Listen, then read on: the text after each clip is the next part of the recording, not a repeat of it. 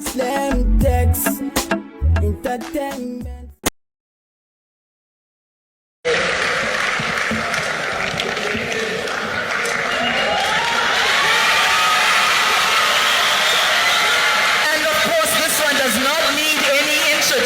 This gentleman, Comic Elder, as he is popularly known.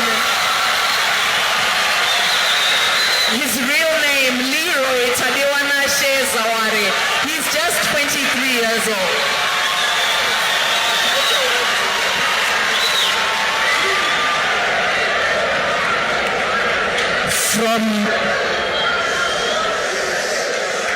From Budiriro, Harare.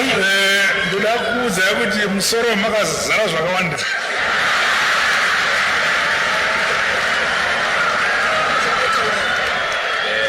Saka ndafara nawe mfana. Ndichakupa chipo.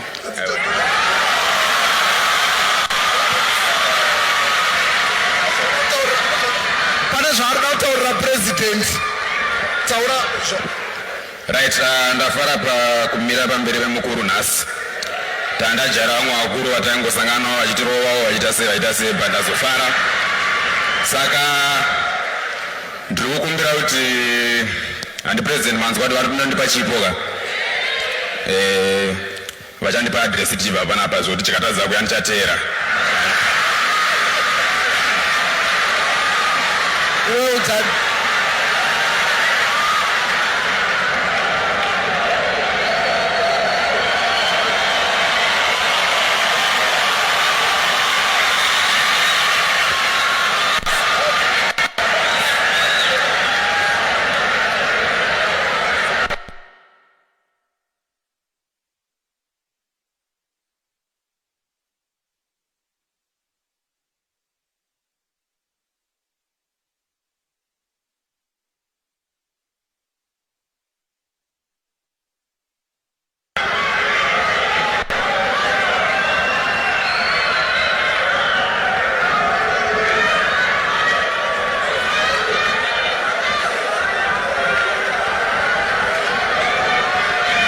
Right, amadza muteerai panapa.